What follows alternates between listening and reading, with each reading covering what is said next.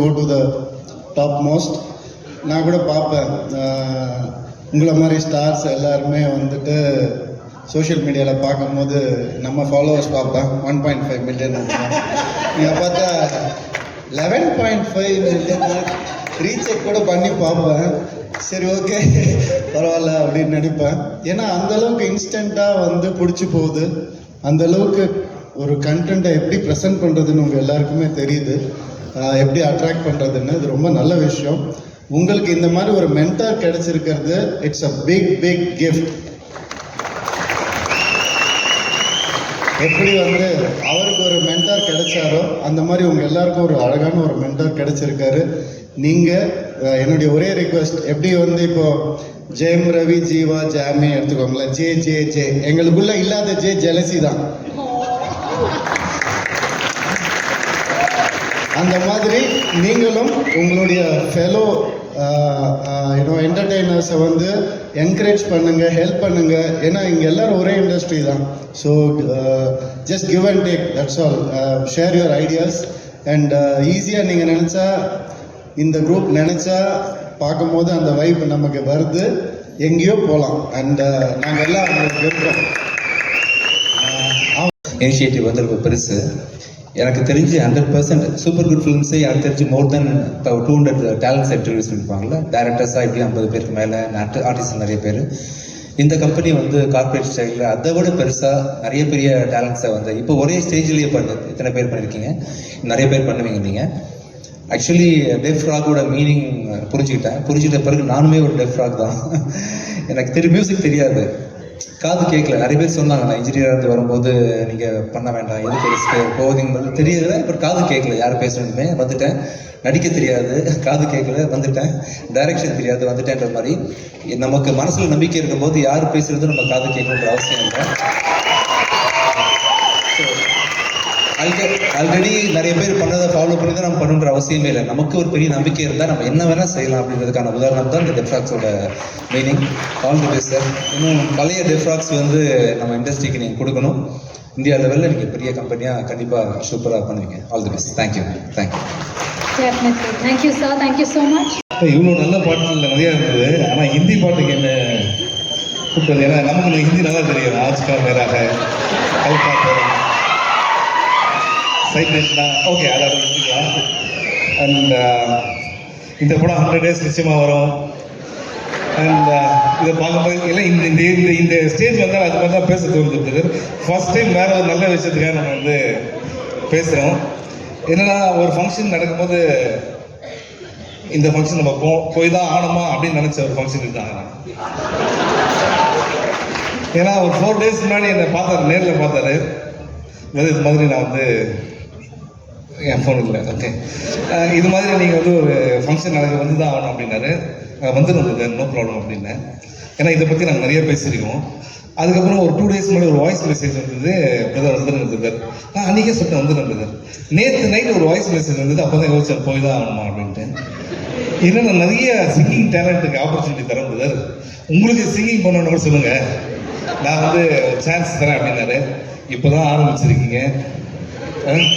நல்ல இவ்வளோ நல்ல டேலண்ட்டு, எவ்வளோ பேர் உண்மையிலேயே பார்க்கறதுக்கு ரொம்ப சந்தோஷமாக இருக்குது. ஏன்னா இது வந்து சாதாரண விஷயம் இல்லை. ஜீவா பிரதர் சொன்னார் வந்து, நான் பைத்தியக்காரத்தனமாக நிறைய பேசியிருக்கேன் இது மாதிரிலாம் பண்ணோம் அப்படின்ட்டு. அந்த பைத்தியக்காரத்தனமாக பேசும்போது கூட வந்து கேட்டது நான் மட்டும்தான். ஏன்னா என்கிட்ட தான் அவ்வளோ பேசியிருக்காரு ஷூட்டிங் ஸ்பாட் நிறையா.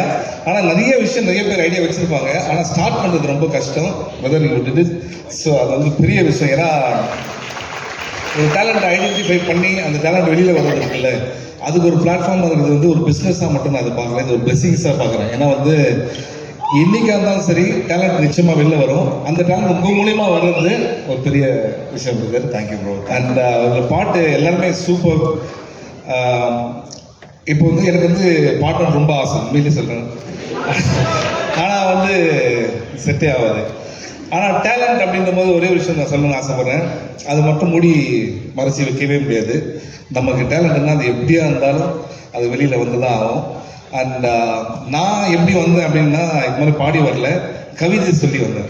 ஓகே, ஒரு கவிதை சொல்லி அந்த கவிதையை வந்து ஓகே பண்ணியிருக்காங்க. அவர் எவ்வளோ பெரிய டைரக்டர் பார்த்துங்க.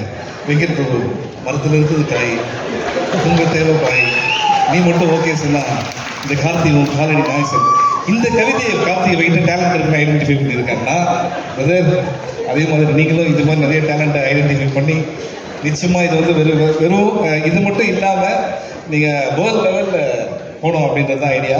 இன்னொரு சந்தோஷமான விஷயம் என்னென்னா இன்றைக்கி நான் வந்து ஜெயம் ரவி சார் நீங்கள் மீட் பண்ணுறது, கார்த்திக் பிரதர் மீட் பண்ணுறது, விஷ்ணு கலை எல்லாரும் மீட் பண்ணுறது ரொம்ப சந்தோஷம்.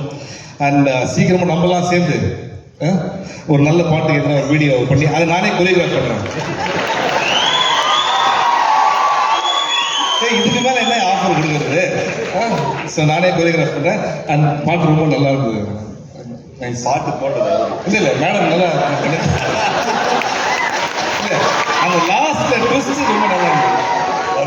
அந்த ட்விஸ்ட் நல்லா இருந்தது. பாட்டு போட்டதா இருப்பா வெரி குட்.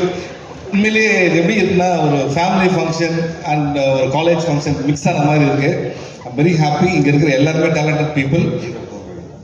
ஹீரோ வந்து அவங்க கட்டி பேசிட்டு சொல்கிறேன். Very good bro. ஸோ என்னன்னா ஜீவா இவரை பற்றி சொல்லி ஆகணும். நிறைய விஷயம் இருக்கு அவர்கிட்ட. ஒவ்வொரு தடையும் வந்து பேசும்போது இதெல்லாம் பண்ணோம் அப்படின்னு சொல்லிட்டே இருப்பாரு. இது இவரோட ஃபர்ஸ்ட் ஸ்டெப் தான். இன்னும் நிறைய இருக்கு. நிச்சயமா ப்ரோ எல்லாமே உங்களோட சப்போர்ட். வேர்ல்ட் லெவலில் ஃபேமஸ் ஆவேன்னு சொன்னார்.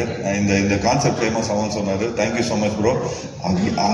என்னது அகில உலக சூப்பர் ஸ்டார் சொல்லும் போது கரெக்டாக ப்ரோ நல்ல நாளகமாக எதுக்கு நம்ம டைம் வேஸ்ட் பண்ணோம். ஓகே உண்மையிலேயே எல்லா டேலண்ட்டுக்கும் once again good luck. And ஒரே விஷயம் மட்டும் இப்போ சோஷியல் மீடியா பற்றி நிறைய பேர் பேசுகிறாங்க. அது சொன்னால் அதை பற்றி நீங்கள் எதுவுமே வருத்தப்படாதீங்க. ஏன்னா இன்னைக்கு எந்த அளவுக்கு சோஷியல் மீடியா இருக்குது அப்படின்னா நான் எதுலேயுமே இல்லை அதனால தான் ஜாலியாக இருக்கேன். நிறைய பேர் கேட்பாங்க ஏன் இவ்வளோ ஹாப்பியாக இருக்கீங்கன்னா இந்த சோஷியல் மீடியா குருமானே இல்லை அதனால தான் ரொம்ப ஹாப்பியாக இருக்கேன்ட்டு.